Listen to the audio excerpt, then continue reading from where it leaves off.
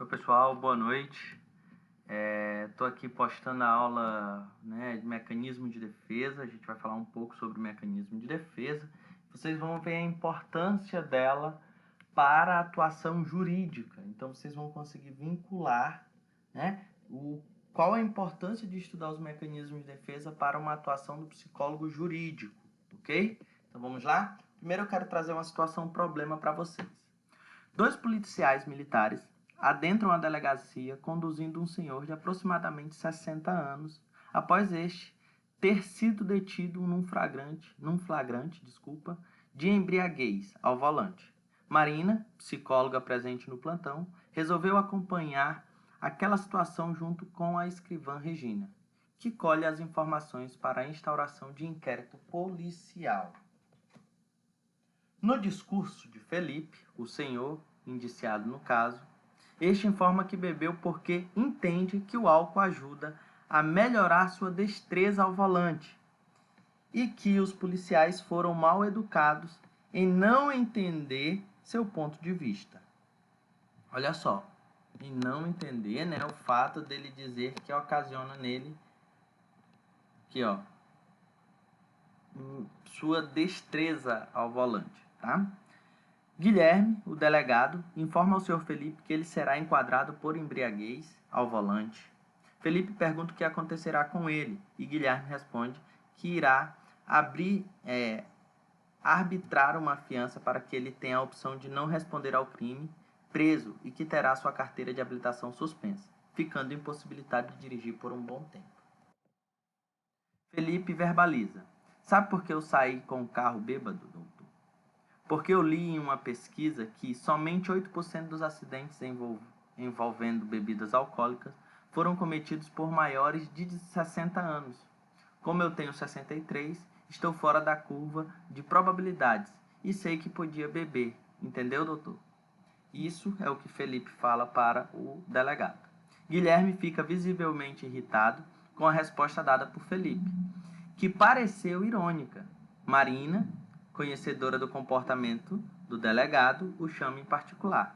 A sós, ela pede para que Guilherme seja mais paciente, pois o senhor Felipe fez uso de um mecanismo de defesa e não pareceu querer faltar com respeito. Então, assim, você, futuro psicólogo da autoridade policial, ou seja, psicólogo policial, saberia identificar qual mecanismo de defesa foi utilizado por Felipe? Então a gente pode aqui, traz um, mas na verdade Felipe apresenta dois mecanismos de defesa e aí vocês vão comentar justamente quais dois mecanismos de defesa foi apresentado.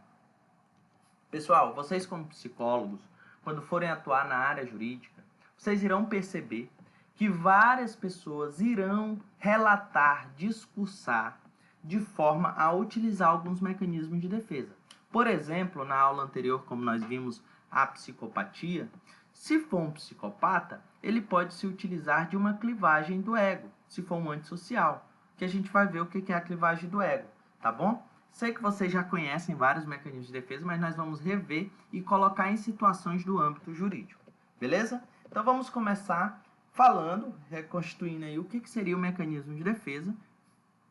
O mecanismo de defesa seria o quê? Seria uma proteção posta em jogo, pelo ego.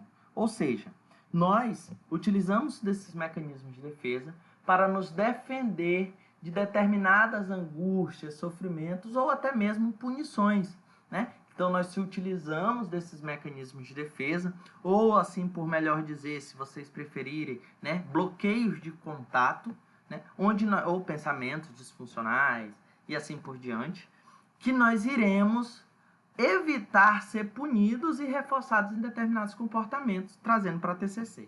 Mas o que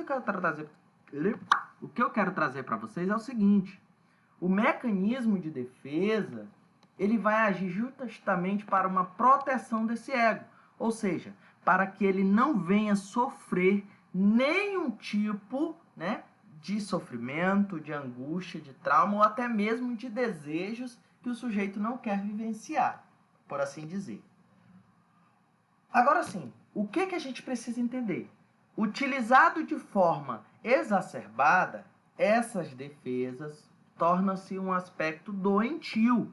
Então, se você pegar alguns transtornos de personalidade, que nós já vimos, você vai perceber que as pessoas se utilizam-se desses mecanismos de defesa de forma totalmente doentia, o que vai levar a um sofrimento, uma angústia e uma ineficácia no seu processo de adaptação com a realidade, interna ou externa. Ou seja, eu não vou conseguir perceber o que eu estou passando intrinsecamente e com as minhas relações sociais com o meu meio externo.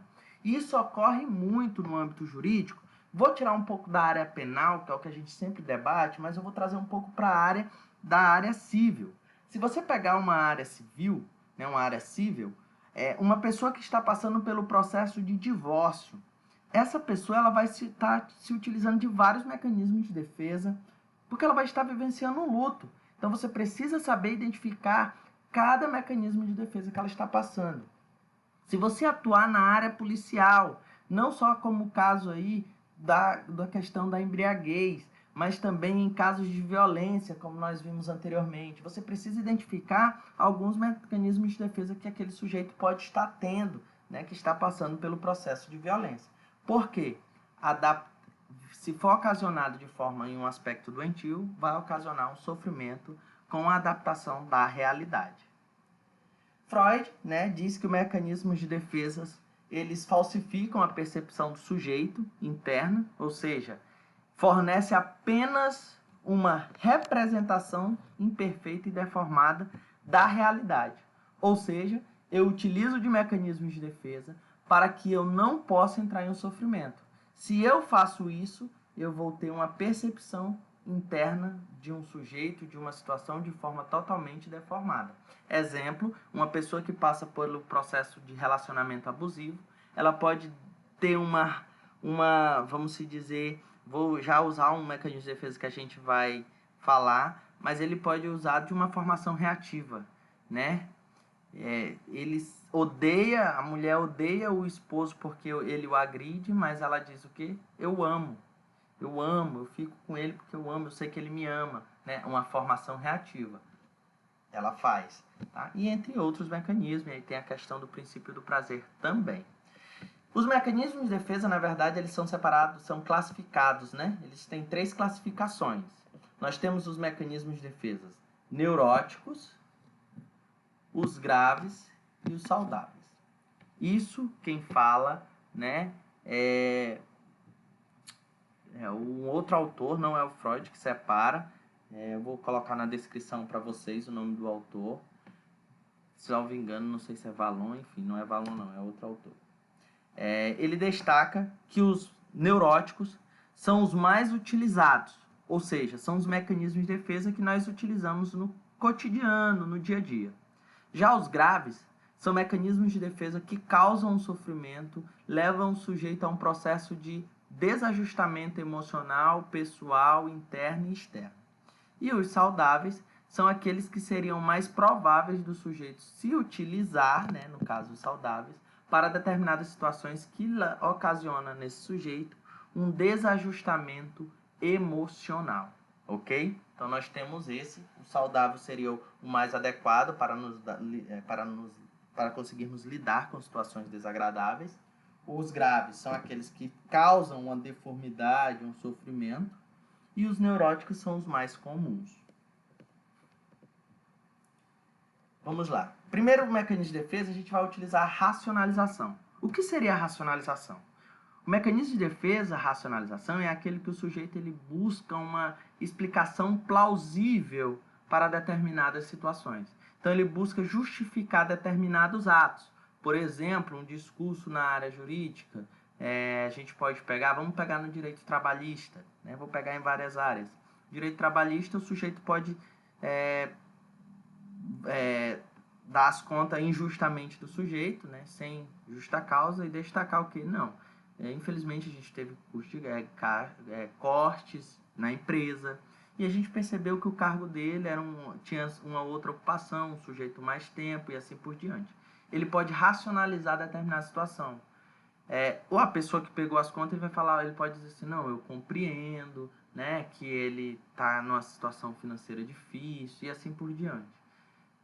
a gente pode destacar uma pessoa que furta ou rouba, né? Ele vai fazer isso, se ele for pego, ele vai ficar, não, olha, a gente sabe que a crise do país está muito ruim, devido à pandemia que aconteceu, então a gente precisou sobreviver. Ele está buscando uma razão para explicar determinados atos e comportamentos que ele teve diante a situação presente e analisada, tá bom? O outro mecanismo de defesa utilizado seria a compensação. O que seria a compensação? A compensação são mecanismos de defesa que o sujeito utiliza para compensar determinadas áreas da sua vida que são fragilizadas. Então, eu utilizo uma área que eu tenho uma grande... Se saio bem, vamos dizer assim, eu utilizo dessa visão para compensar a outra que é ruim. Exemplo, um sujeito pode ser preso e ele está em uma audiência e você está fazendo uma análise comportamental, ele destaca que tem os filhos e tal, e você indagar os motivos que levou ele a determinado crime, ele falar assim, mas tudo bem eu ser preso, eu tenho um nível superior mesmo, eu tenho as minhas regalias. Ou seja, ele diz o quê? O fato dele ser preso, né, aqui, ele vai ser preso, ele vai compensar pelo fato de ser formado. Então ele compensa, ele está compensando uma área com outra que ele tem um grande avanço aí, reconhecimento social, né, e assim por diante. Expiação. Expiação é um mecanismo de defesa em que o sujeito ele próprio auto se sabota. Então é o sujeito que ele está sempre se auto-sabotando para retirar uma culpa de algo que ele fez. Então vamos supor que você está atuando na área jurídica e você vê o discurso de um sujeito que cometeu um crime, né, ou um delito. Eu vou dar um exemplo da área civil novamente. O sujeito está numa briga de guarda e ele discute com a mulher, o que ocasionou a separação, a mulher discute. Para se auto-sabotar devido à culpa de ter brigado e estar ocorrendo a separação, ele vai se culpar e se fazer a auto-sabotagem. Não quero brigar pela guarda do meu filho, a culpa é minha, né? É como se ele fosse compensar com isso, né? Compensar não, desculpa. É como se ele fosse se auto-perdoar por determinados comportamentos errados que ele teve anteriormente. Então, esse é a expiação. Eu auto-se-saboto. Por exemplo, uma pessoa pode ser totalmente agressiva com uma pessoa no trabalho e lá ela fazer de tudo, começar a se sabotar para pegar as contas. Porque ela acha que se pegar as contas será uma forma dela se redimir com aquela pessoa. Tá? A autoexpiação ocorre muito em questões jurídicas, porque a pessoa ela vai ter sempre o discurso de não, tudo bem, eu tenho que ser preso mesmo, eu errei. E você precisa entender o contexto. Porque pode ser que o sujeito esteja, por exemplo, em uma questão de guarda, que você pode ser chamado, um sujeito ele pode estar abandonando uma família, ou a mulher pode estar se separando porque é agredida, e ela pode se sentir culpada e deixar a guarda com esse pai. E aí você precisa analisar esse mecanismo de defesa, se ela está ajustado ou não. Outro mecanismo de defesa é a fantasia. E esse mecanismo de defesa aqui, a gente precisa tomar muito cuidado, porque ele pode ser tanto grave quanto neurótico, tá? Por quê? A fantasia é quando eu não consigo realizar algo no real, e quando eu não realizo algo no real, eu realizo na minha fantasia, que aqui também é conhecido como imaginário, tá? Então, se eu não realizo no meu real, eu realizo na fantasia, no imaginário, né? Por que eu digo com muito cuidado? Porque um neurótico, ele pode ter o desejo de agredir alguém, mas ele vai ficar na fantasia, no desejo, ele vai sonhar e vai realizar na sua fantasia. Já o psicótico, e quem tem um transtorno mental, que não se enquadra o antissocial, mas sim os psicóticos e os que têm transtornos, né, de saúde mental, eles vão o quê? Eles vão realizar determinados comportamentos fantasiosos no real. Ou seja, ele pode cometer um delito achando que não tem algo, uma lei, não tem uma regra, né? Que é o que acontece muitas das vezes. E aí aqui é onde a gente vai entrar no nosso processo de imputabilidade, onde a gente vai fazer um debate mais aprofundado, ok? Pessoal, todas as dúvidas que vocês tiverem sobre essa aula, fazer lá a pergunta lá dentro da nossa aula, que na próxima aula eu vou retirar todas igual foi refeito. Formação reativa. A formação reativa é um mecanismo de defesa em que o sujeito ele busca sempre fazer o oposto das sensações e sentimentos que ela tem. Então, a formação reativa é formar uma reação diferente dos meus processos emocionais. Então, como eu falei, se uma pessoa vivencia um relacionamento abusivo, ela tem o desejo de sair. Só que como ela não consegue, aí a gente entra num mecanismo de defesa grave, ela forma uma reação diferente. Eu amo, ele me ama, um discurso de amor, sendo que por dentro sabe que não há como se sair dessa relação que não é nada, que na verdade não é nada saudável, tá bom? Então eu formo uma reação diferente do que eu sinto. Exemplo mais simples, uma criança, ela pode sentir raiva da sua mãe, mas ela vai lá na mãe e abraça a mãe e diz eu te amo, mas por dentro ela está com raiva, né? Então ela forma um comportamento diferente dos processos emocionais sentidos. Isso ocorre muito em casos judiciais, por exemplo, de feminicídio. Eu vejo muito isso. Por exemplo, a pessoa discursa lá, eu a amava, né? Eu amava bastante, mas na verdade ele tem esse comportamento agressivo. Olha só, ele diz sentir uma emoção de amor, mas ele tem um comportamento, ele forma uma reação negativa de morte, de assassinato, tá bom? Leiam um texto, o amor dos réus, algo do tipo. O amor no banco dos réus, que é de uma colega minha, né, a Cláudia, psicóloga aqui do Acre, também. Muito bom esse texto, O Amor no Banco dos Réus. Leiam que vocês vão ver vários mecanismos de defesa ali. Eu vou ver se eu encontro e mando aqui já com vocês, talvez já esteja aí com vocês, tá bom? Bem, outra questão é a identificação. Então nós temos a identificação aí, e aqui a gente precisa, é onde o nosso trabalho ele entra mais afinco. Por quê? A identificação, ela é quando eu me identifico com o sujeito, e aí essa identificação ela é a primária e a secundária. A primária é nas relações figura paterna e materna, e a secundária são aquelas identificações, por exemplo, poxa, eu quero ser um profissional igual o professor João Auricelli, eu quero ser um profissional igual a professora Kelly, e assim por diante. Eu vou querer ser igual a um profissional. Isso é uma identificação secundária. Nós temos uma identificação primária. Quero ser igual ao meu pai, quero ser igual à minha mãe. Então, a identificação é quando eu me identifico com o sujeito e eu busco ser igual a ele, né? Por que eu digo que aqui a gente precisa buscar as identificações? Porque no momento em que eu identifico que há uma relação disfuncional, que há um processo de angústia, eu preciso saber como eram as relações anteriores para que a pessoa consiga conviver com determinadas relações abusivas, talvez, ou entre outras relações, atualmente devido a essa identificação. Lógico que mais à frente tem a outra identificação, que é a identificação com o agressor. Essa identificação, ela é classificada como identificação neurótica, né? É a identificação que nós vivenciamos, porque ela é comum, ela acontece. E existe uma identificação que ela é uma identificação totalmente grave, que é a identificação com agressor. Nós já falamos até dela dentro da sala, que é qual? É aquela identificação que eu me identifico com pessoas que já sofreram abuso e eu me torno um abusador, ou são pessoas que cometem delitos e eu vou cometer delitos porque eu me identifico com ele. Então essa é a chamada identificação com um agressor. Pessoas que já passaram por um sofrimento, que foram espancadas, tendem a espancar, ou as pessoas que foram espancadas, elas tentam espancar para evitar espancamentos futuros. Então a gente precisa, no momento da área jurídica, identificar muito.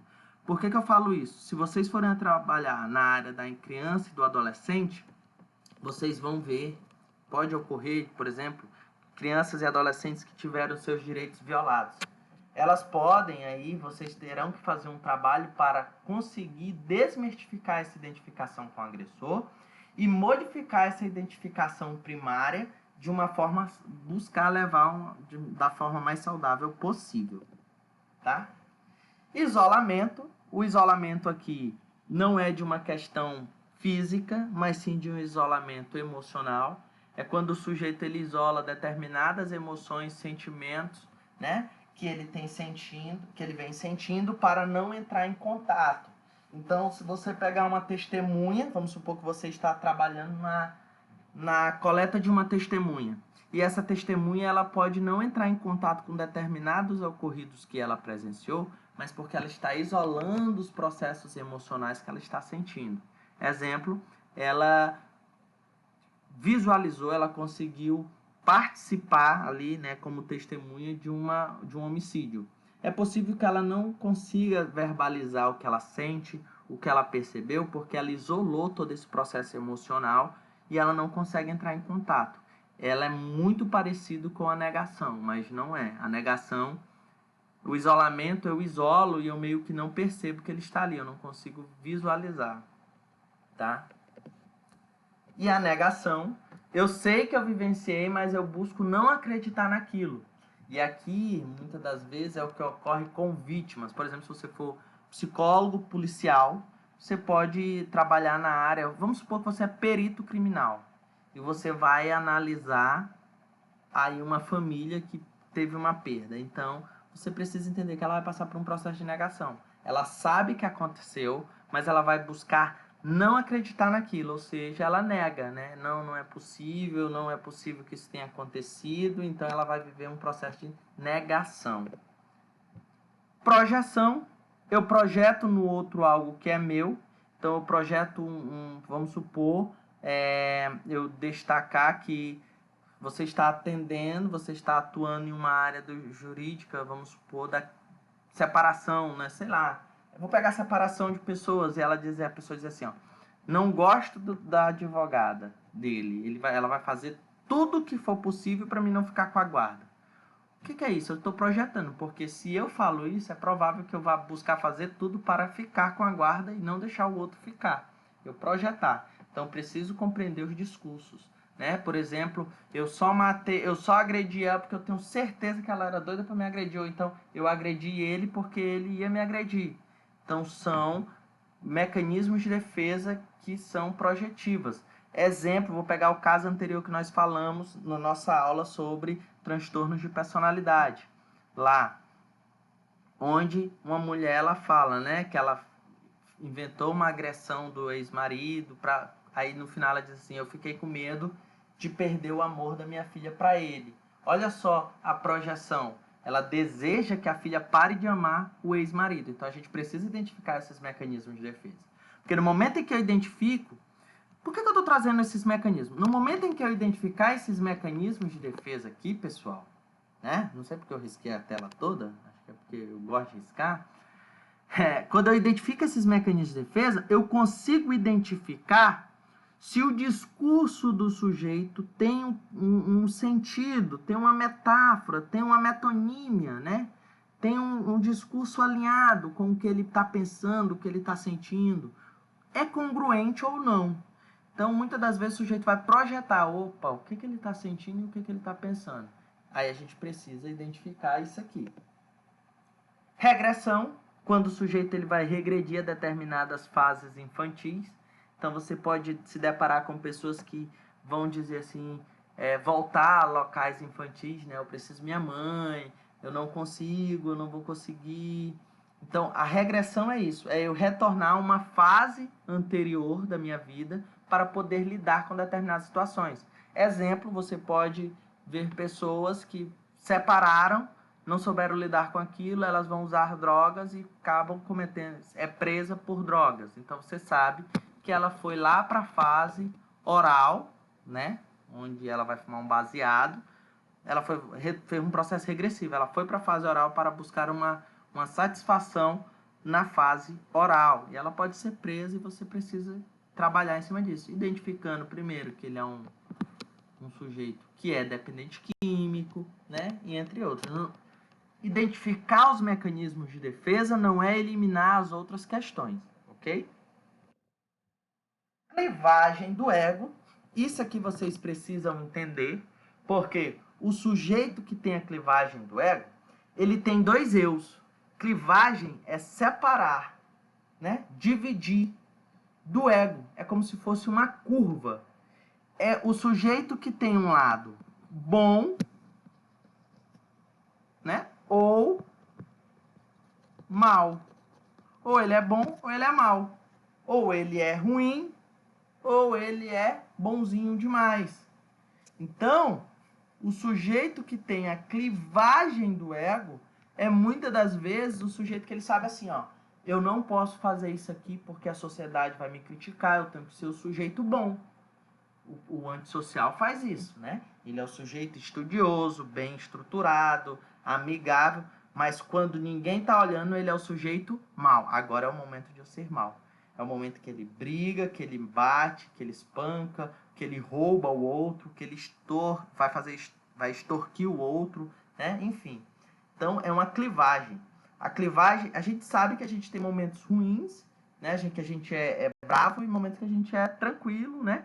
Ele não, ele acha, ele tem uma divisão. Ou seja, aqui eu tenho que ser bom, aqui eu tenho que ser mal. É uma divisão total, é a clivagem.